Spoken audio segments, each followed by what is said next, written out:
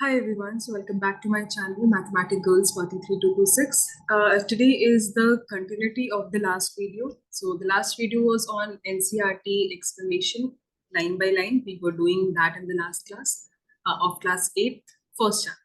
So today I'm going to continue with that, and of course it's like if you have not watched that part of the video, first you watch that part of the video, that is the first part, and then you can start with this particular video because this is going to be the second part. So it's very important that you first watch the first part, which I'm going to put the link of that particular video in the description box, so you can watch that video first and then come to this video. So let's get started. I'm going to share the screen. Here we go. So in the last video, I had talked about some basic things like some properties and some of the types of the numbers, like what are natural numbers, what are whole numbers, what are integers, what are rational numbers, what are the differences among them. Everything we have talked about in the last video.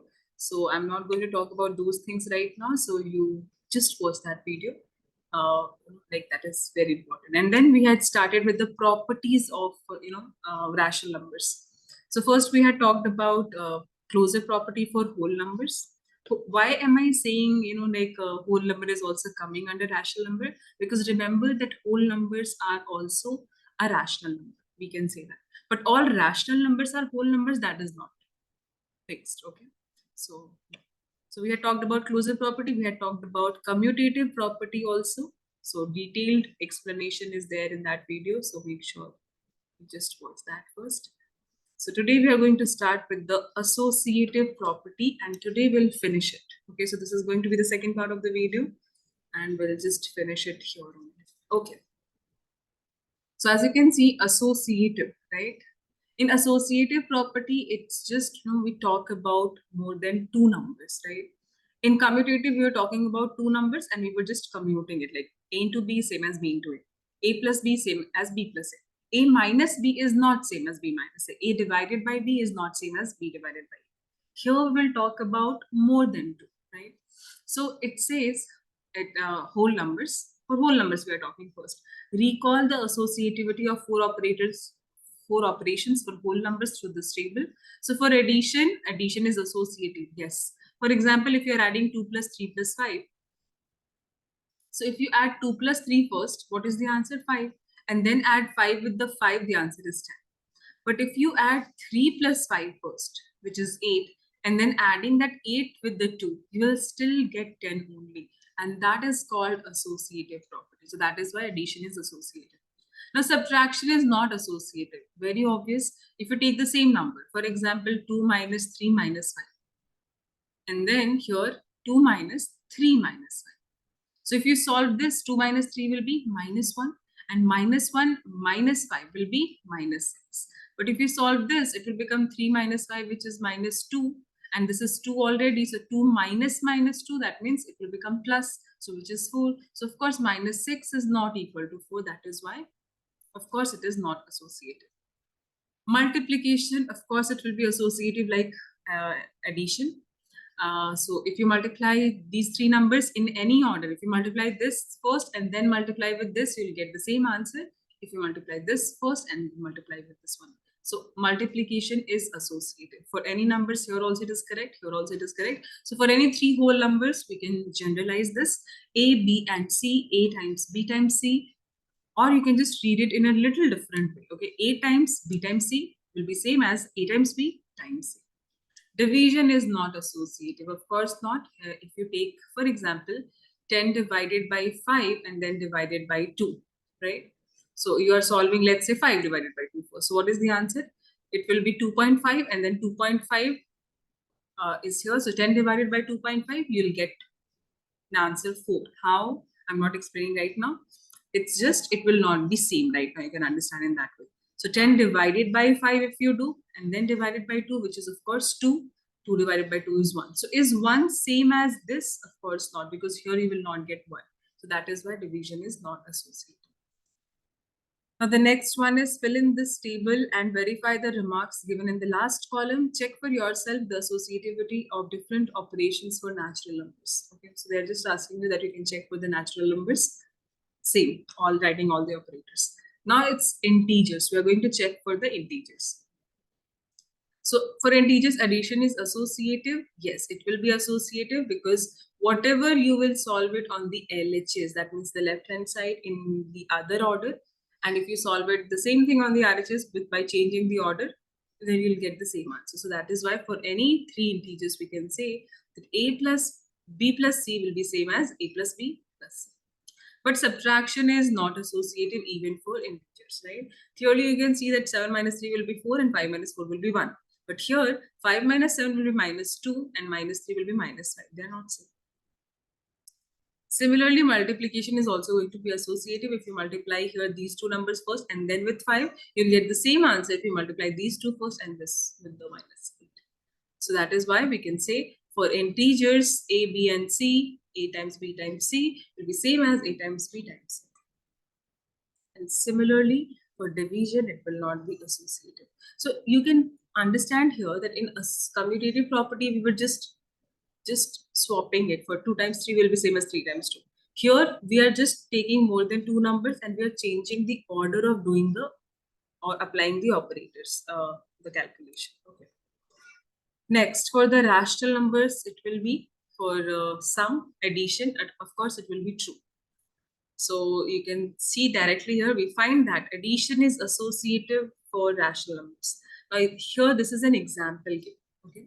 So if you're having any doubt in understanding these examples, I'll explain you here that you have taken three rational numbers, this, and this. In the first case, you have solved this and this first. So if you simplified this first, you have got minus 7 by 30. And now if you simplified this with this, you got minus 9 by 10. Right? If you're having doubt in this, that how exactly this calculation is happening, so that is another concept of fractions. Okay. So for that, you have to let me know and I'll be making another video because explaining everything in the same video, it will be a very difficult task because the video will be unnecessarily longer. Okay. So that is one more thing you understand here. Okay. And if you're understanding it, very good. In the second case, you have taken the same numbers, but now you are solving the minus 2 by 3 and 3 by 5 first, which you have got minus 1 by 15. And then you have solved it with the minus 5 by 6, which you got the same answer, minus 9 by 10. So that is why you can see that this expression and this expression, they are same, even if the order is changed. Here, this is getting added first, but here the first two numbers are getting added first. So the answer will be same. So yes, we can say, we can generalize it that addition is associative for rational numbers. That is, for any three rational numbers, A, B, and C, A plus B plus C will be same as A plus B plus C. For subtraction, it will not be associative. Same reason, calculation is there, so you can check the calculation. And if you understand this, well and good. If you don't, you know what to do. For multiplication, it will be same. It will be true, right? So you can directly read it from here. We observe that multiplication is associative for rational number because even if you change the order here, this first, and then in the second case, you are doing the second case first, which you can see here, which they have not done for you. So they are asking you to do. So I'll do one thing, I'll just solve this part because this is not very complicated to make you understand right now. So minus 7 by 3 as it is, and if you simplified this part, which is 10 by 36, it became minus 70 by 108, which if you simplify, then it will be this answer. Now let's solve this one. So minus 7 times 5 will be minus 35 upon 3 times 4 is 12 times 2 by 9. Now minus 35 times 2 will be clearly, or if you want, you can simplify this way also. 2 times 6 is 12. So minus 35 as it is, 6 times 9 is 54. And you can see that this and this are same. So that is why associative property is satisfying here. Let's go for the division. Of course, for division, it will not be true. Similar case, right? Now, when we divide the fractions, there is another rule, which is the concept of reciprocal. So I'll just explain you here so that you can see this calculation and you can understand it even on your own. For example, if you want to divide 2 by 3 with, let's say, 4 by 6, then how will you do it? A very simple way, because division is opposite to multiplication and vice versa. So we can just change the division to multiplication sign and we will do the reciprocal of the second fraction. Now, what is the meaning of reciprocal? Numerator goes to the denominator and denominator comes to the numerator. That's it. So what will be the answer now? Now you know what to do. So it will be 12 by 12, which is actually 1. So using this concept, you can see this calculation and you will understand it.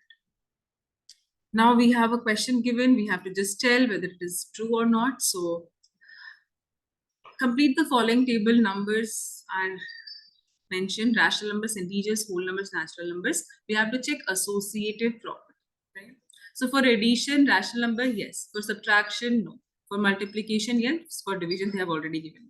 For integers, associative property for addition will be true. For subtraction, no. For multiplication, yes. For division. So more or less, you can see that the answer is exactly the same. For whole numbers, it will be yes, here no, here yes, and here no. For natural numbers, yes, no, and then yes, and then that's the answer. All right, let's go to the first example question of this chapter, which is you have to find the answer for this. Okay, so I'll explain you what exactly is done over here. Okay, so 3 by 7 plus minus 6 by 11 plus minus 8 by 21 plus 5 by 22. So you can see in the first step, they have written the question as it is. In the second step, what they have done is they have used the concept of a fraction. And that concept is called like and unlike fractions. So here you can see that all the denominators are different. So they have taken an LCM, or you can say that they have used the concept of equivalent fraction, which is another concept. Okay. So again, that concept, if you're having any doubt, you can let me know. Otherwise, I'll directly tell you that if you find out the LCM of 7, 11, 21, and 22, the answer will be 462. So accordingly, we have got this step. And after that, if you simplify this, you'll get this answer. And then if you add this, you'll get this answer. Now, I am here like little faster because as you know, if you are having any confusion, I'll make a separate videos, like for these particular things, because it will be easier for you to understand. Okay. Now, so we have solved this part. We have got minus 125 upon 462. Now they have given another way also, that if you want, you can also use, like one property, and the property is by using commutative and associative property. Of course, we can change the order, right? So I have written, like you can see here, it is written 3 by 7 and minus 8 by 21 in one group, which is the associative property, and minus 6 by 11 and 5 by 22 in the one group. And then you simplified this and you have got the answer the same. So you can see that if you don't use the property, you'll get the same answer, but if you use the property, you'll also get the same answer. And also when you use the property, then you can say that your calculation will be much, much easier. Okay, next.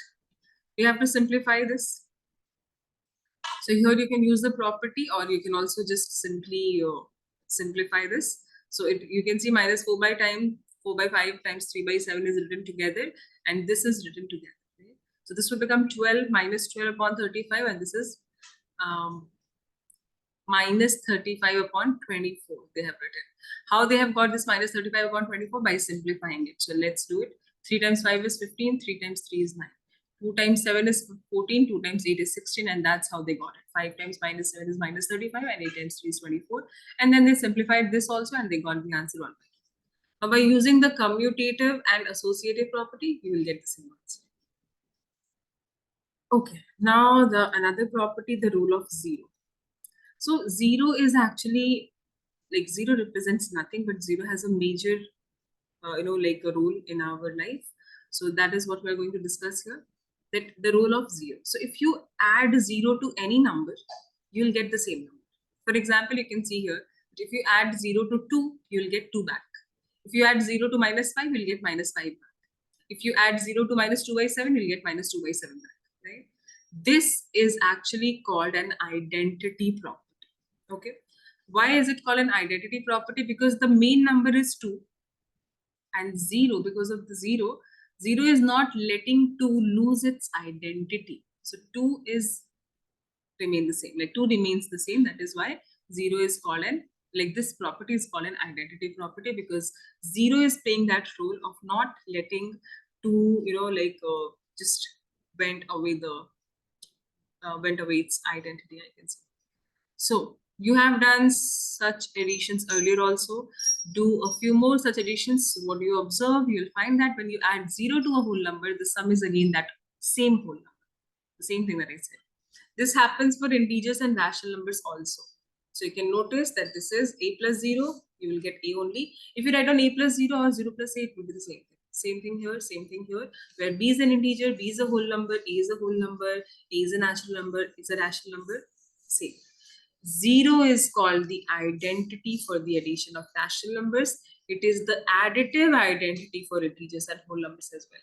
So 0 is actually identity, but we call it as additive identity instead of saying just identity, because of course you're adding it. So that is why the name is given as additive identity. Just the way we had the rule for 0, we have a rule for 1 also. What if we multiply? We were adding and we were not letting 0, A, B, C, 2, 3, 5 losing its identity. But what if we have to multiply? For example, I want to multiply 5 with something so that I'll get the 5 only. So that is 1. If I want to multiply minus 2 by 7 with something so that I'll get the minus 2 by 7, 1. So here 1 is also the identity, but because it is a multiplication here, so it is called multiplicative identity. So is 1 the multiplicative identity for integers, for whole numbers? Yes. 1 is the multiplicative identity for all the numbers. And that's the answer. So you can see here, what do you find? You will find that when you multiply, just highlight this part. When you'll find that when you multiply any rational number with 1, you get back the same rational number as the product. Okay. Same case with the whole numbers and natural numbers too. Next is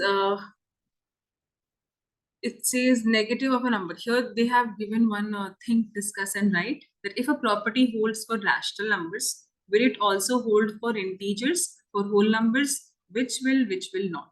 So first of all, the question will be that if a property is satisfying for the rational numbers, will it satisfy for the integers? That means, do you think that all the rational numbers are also integers? Of course not. All the rational numbers are also the natural numbers and whole numbers? No. Vice versa, it will be true. All the integers are rational numbers, yes. All the whole numbers are rational numbers, yes. All the natural numbers are rational numbers, yes. But all the rational numbers may not be a whole number, may not be a natural number, may not be an integer. For example, 2 by 3. It's a rational number, but is it a whole number? No. Is it a natural number? No. Is it an integer? No. So that is why the answer will be no, not necessarily. Next is the negative of a number. So this is actually called additive inverse. Okay, so you have a number, for example, let's say 1, and you want the answer to be 0. So you have to add this with exactly the reverse of this number, or the using the reverse sign. So it will be minus 1. So that minus 1 is nothing but called as the additive inverse of 1.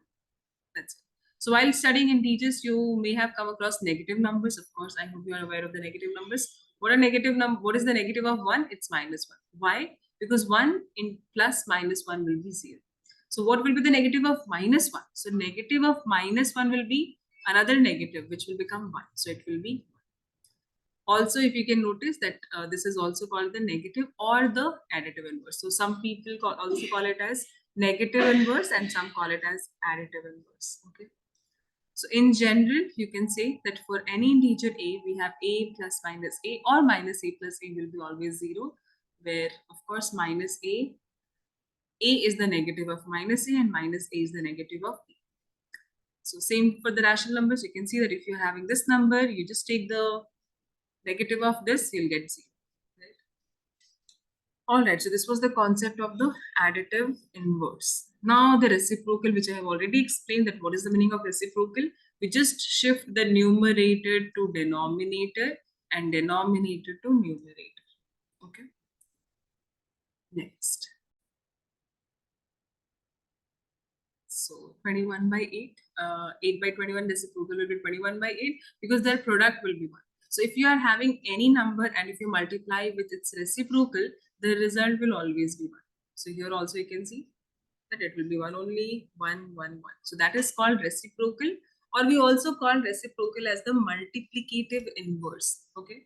But there is one exception here, that 0 has no reciprocal. Okay, remember this, that you know, like if I ask you what is the reciprocal of 2, then you can say 1 by 2. Why? Because 2 is actually 2 by 1. So it is 1 by 2. 3, 1 by 3. What is the reciprocal of 1 by 5? It is 5 by 1, which is same as 5 only. But in hurry, you never write down that what is the reciprocal of 0. So it's 1 by 0. because anything which will have the denominator 0, that does not exist. Okay, so it has 0 has no reciprocal. That exception you have to remember. And now we are going to the next property, which is called the distributive property. Now this is a very interesting property, I would say. So I'll just tell you in short that what exactly that does this property say. That if you are having a times b plus c, okay, for example, let's say 2 times 3 plus 5. So if you solve this 3 plus 5, 8, and then 8 times 2, the answer is 16. But there is a property which we call as distributive property, where we multiply whatever is outside the bracket with the first number, so a times b, plus the first number, which is outside the bracket, with the second one, so a times. So what is happening? A times b plus sign as it is, and then a times c. So you got the answer this way, but if you use the property, so 2 times 3, 6, plus 2 times 5, 10, did you get the same answer? Yes. That is called distributive property. So for example, here they have given, to understand this, let us consider these 3 rational numbers. So we have written minus 3 by 4 times 2 by 3 plus minus 5 by 6. So we'll multiply this with this, as you can see. First, they have done the same thing. They have first solved this part and they have got an answer. And after that, they must have used the property to make you understand that what exactly is the distributive property.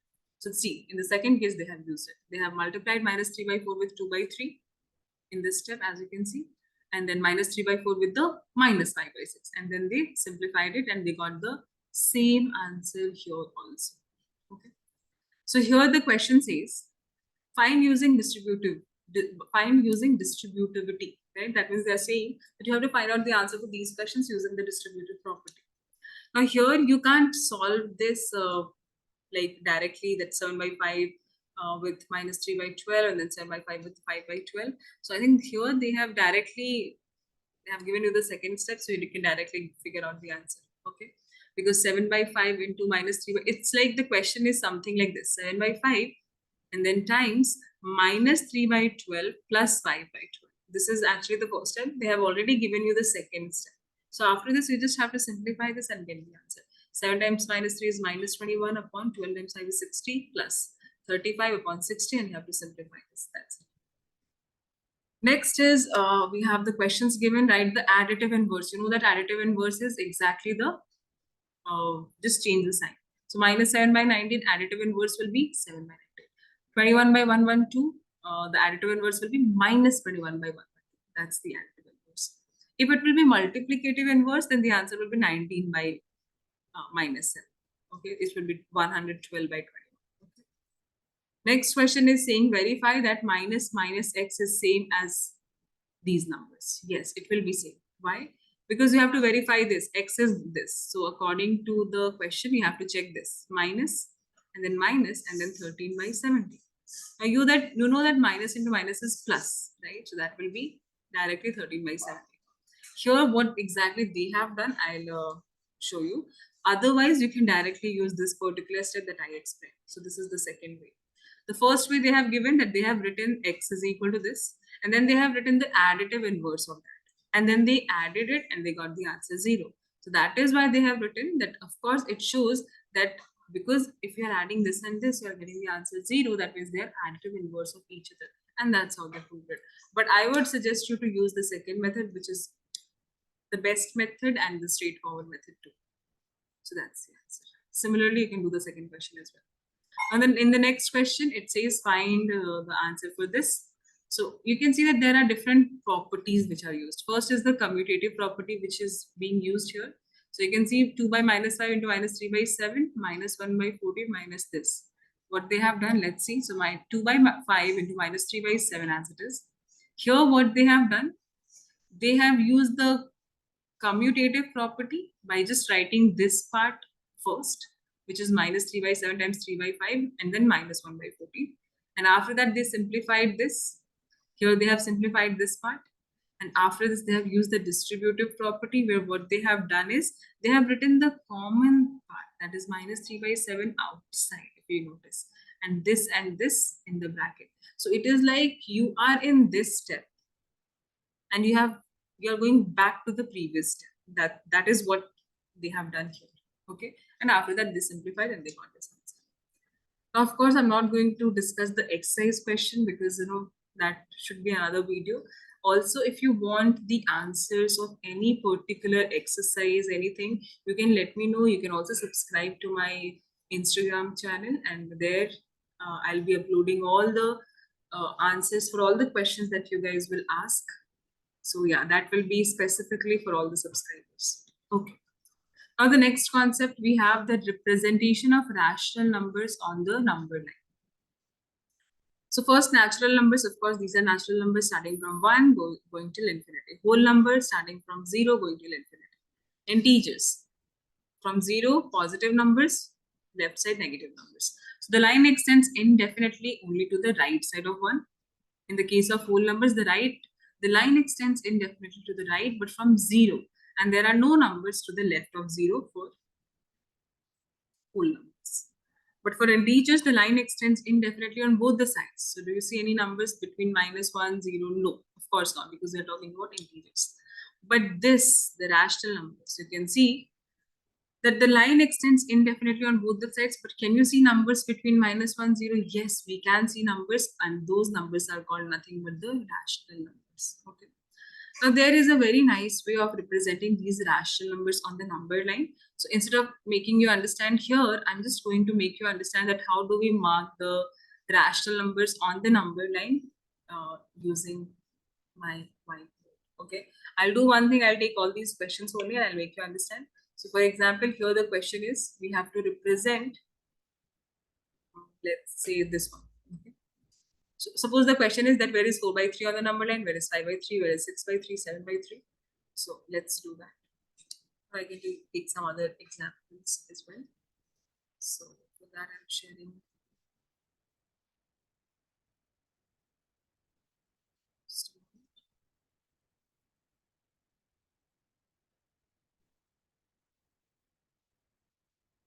Yes. So I hope now you can see my white screen. So first I'll use the number line. I'll just quickly tell you that how do we represent these numbers on the number line. So this is a number line. Suppose you want to represent 2 by 5 on the number line. Right? The question is, where is 2 by 5?